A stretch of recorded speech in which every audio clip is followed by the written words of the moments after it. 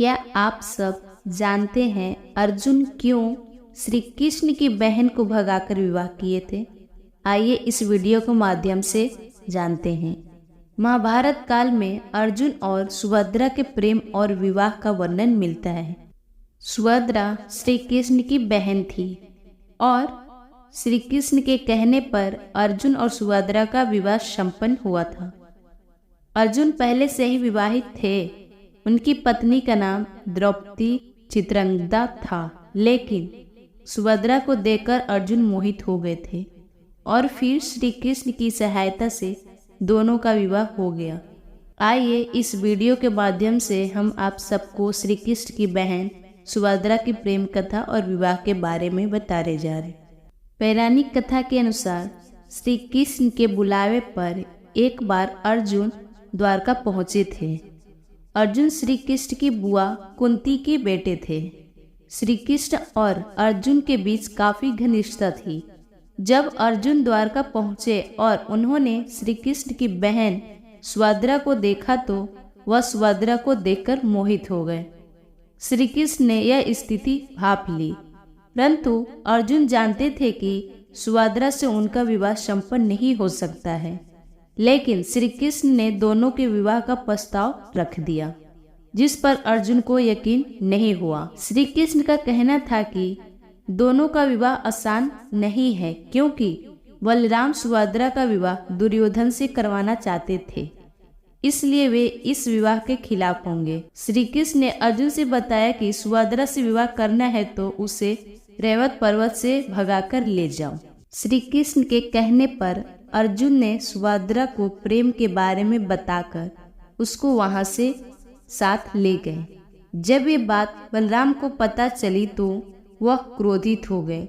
बलराम ने अपने सैनिकों के साथ अर्जुन को रोकने की कोशिश की, पर असफल रहे। श्री कृष्ण शांत रहे।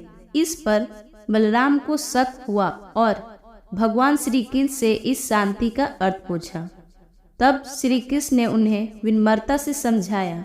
श्री कृष्ण ने बताया कि अर्जुन को कोई पराजित नहीं कर सकता है।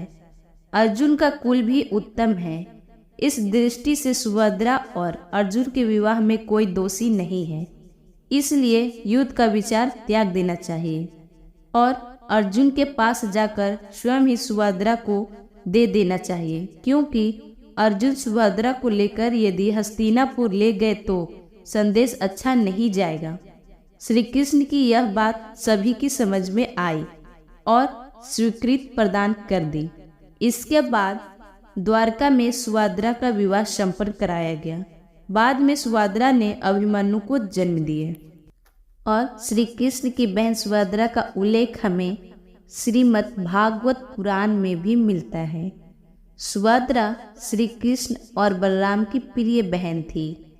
पुरी उड़ीसा में जगन्नाथ की यात्रा में सुभद्रा दोनों की मूर्तियां भगवान श्री कृष्ण के साथ साथ ही रहती हैं। सुभद्रा वासुदेव की दूसरी पत्नी रोहिणी की पुत्री थी, जबकि वासुदेव की दूसरी पत्नी देवकी के पुत्र श्री कृष्ण थे। इस तरह श्री कृष्ण और सुभद्रा के पिता एक ही थे, परंतु माताएं अलग अलग थी। बलराम की माता भी रोहिणी ही थी। सुभद्रा की 3 बहनें थीं। पहली एकानंगा या यशोदा की पुत्री थी।